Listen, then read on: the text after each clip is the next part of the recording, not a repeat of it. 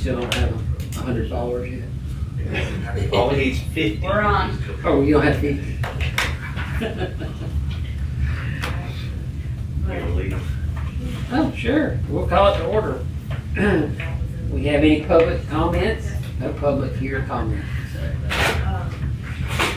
All right, presentation and discussion items, update on current project. Anything exciting, Chris? The only item I have, and it's not even updated on this sheet yet because I didn't do this until actually this morning before this meeting started, is, and this was a budgeted item on in the restricted account page, so the back page, it's gonna be in row G, the Speeds Creek force main replacement. I executed the agreement for the scope of work for the preliminary engineering for that force main study. So we're gonna look at possible routing options as well as to dust off what we may do with the master plan. The master plan called for downsizing that station and force main eventually. Rerouting the downside?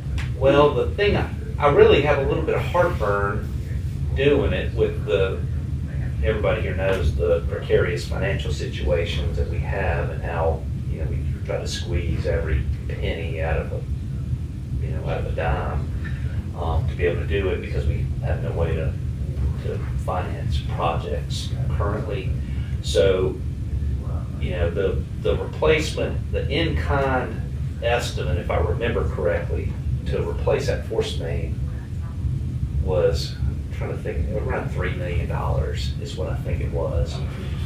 But if the Martin Creek force main is to be rerouted and bypass this, then basically what we're doing is putting a 5 to 10 year Band-Aid in place with the intention of abandoning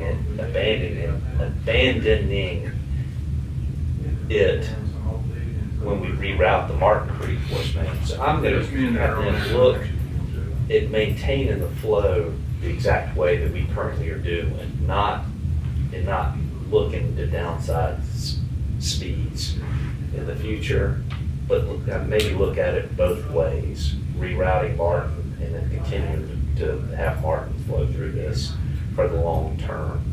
So that's one of the items we're looking at, this scope of work. And I believe they're getting some information from Central Light Water, from existing customers, and maybe some projected future customers as well, using Grove. So Catherine Amadon's kind of looking at dusting off that information with the master plan to see which would be the best solution for us financially, as well as this item is a concern work. So it's something that's been on the books for a long time, and now we're finally able to move forward with it. So the preliminary portion of this is about 10 weeks, including surveying, and we have identified a route that'll keep all of it, if not all of it, within a public right of way. So the current line that we have now crosses numerous private easements. It runs across country. This one will stay within I believe all of them are DOT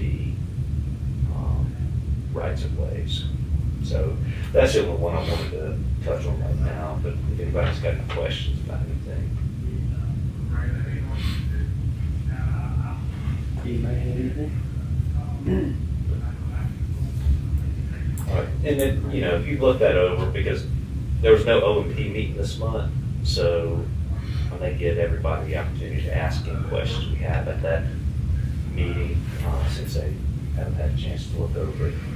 Otherwise, I'll go ahead and move on to item 2 here. And this, you'll see this again at the board meeting that we have coming up, is this was a matter that was approved by the ad hoc committee, which also is a joint committee with our executive committee, since you have all 3 of the committee chairs that serve on that. So it was approved there unanimously to go before the board to bring this for consideration. And this would, in essence, be a system evaluation as well as a financial evaluation of the entities. in terms of the reconstitution process. So it involves two consultants, one being Raptellus, that would be new for us to work with, and then First Tryon Financial Advisors who have done some work for us before. So again, we don't need any action taken for this to proceed to the board for an agenda item, as that's already been taken by the executive committee, but I wanted for sure to bring this before this committee so that you all were aware that this will be on the agenda next week. They'll also, I believe, Catherine Amadon, I believe, have put together an editable Excel worksheet as part of the consideration and for discussion is going to be how to share the cost of this, because I believe that committee, there was consideration for everyone to have some skin in the game. I think that was maybe something that had kind of come down from the Rural Infrastructure Authority when we got the grant to do the study and then to proceed with what we're doing now. They wanted for everyone to have some type of involvement in it. So that may be something that's discussed at that time. So, it may be that we look at that too. I believe that's something that Mr. Bronson had brought up as well, as he's the chair of that. So any questions about item 2? That's all I have, Mr. Parrish. All right, thank you, Chris. Moving on to D, committee action items, review of January and year-to-date financial reports. In your package, you have the January and year-to-date financial reports for revenues and expenses. And Ms. Stevens sent this out to the board on February 17th, I believe was the date. So we'll glance through it. We'll try to answer the questions that you have, but there's nothing that we see in here that's of any concern to us right now. I know that, I believe it was you, Mr. Riches, that brought up that a couple of months ago about the revenues in particular.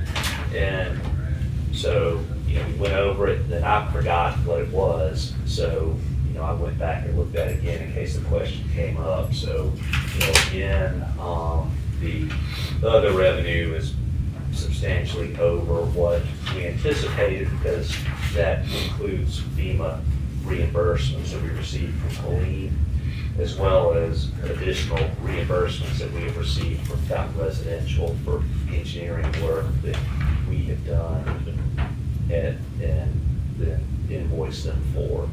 So that's the bulk of what we are seeing in the year-to-date revenues for the other line item. And then the user fees for the retail system, is considerably over what we anticipated because when we put that together last year, I don't even think the Welcome Center had tied on, so we just had no idea what to anticipate. So those are the two items. Again, that's probably as much a refresher for me as to why they're over as it is to you all. But any questions you have about revenues or expenses, I'll Steve as well. Do our best to give you an answer.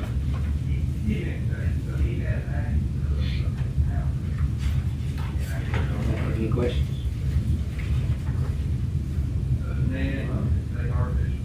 We need to vote on that. Yes, sir. I hear a motion to approve. Make a motion to approve. Second. Motion second. All those in favor say aye. Aye. No action items to recommend to the board. And Chris, do you have any discussion of compliance matters? I only have one is a miscellaneous item. First, thank you for volunteering to chair this morning. And second, yesterday afternoon, we met with one of our engineering consultants under the IDC just to get a very preliminary, high-level idea about some of the things that we can look at with the Martin Creek Force Main. As you recall, back at our meeting, the board meeting earlier this month, it was mentioned that we had a line break that occurred overnight on January 31st, February 1st, that caused about an estimated, 25,000 gallon spill. And when we cut that section of line out, it was very much like what we're seeing with speeds. So we don't know the condition, the internal condition of that line. So jumped on the phone yesterday, talked with a group that has done some destructive and non-destructive assessments of a considerable number of North Charleston sewer districts, force mains, and came up with some thoughts that I've tasked them with giving some more consideration for from the professional standpoint, and then bring us back some ideas about how we may be able to do some determinations as to what the conditions are there. One thing that we have the benefit of with that force main is that we can actually cut into that line and run cameras through it for a portion or a period of time, because we have that on-site storage there at Martin Creek. So we can do that. We don't know, the breaks that we've had out there over the last few years have mostly occurred on the Ridgeview Lane portion of it. I'm not familiar with any issues that we've had on the Wells Highway portion of it, except for when one of the DOT contractors drove a guardrail post down through the line several years ago. But all the breaks have been from the, right there at the intersection with Ridgeview and Wells back toward the pump station itself. So that's our area of largest concern. But, again, we'll look and see. This would be something that we would look at doing next budget year, to do an evaluation. Hopefully we'll have some direction within the next 4 to 6 weeks for budgetary purposes. And that's all that I have. Okay. It'll be interesting to see what they find out. Do we have any committee member discussion? Any topics you'd like to bring up? Do I hear a motion to adjourn? So moved. Second. Catch you out, you'll make your 10 o'clock meeting.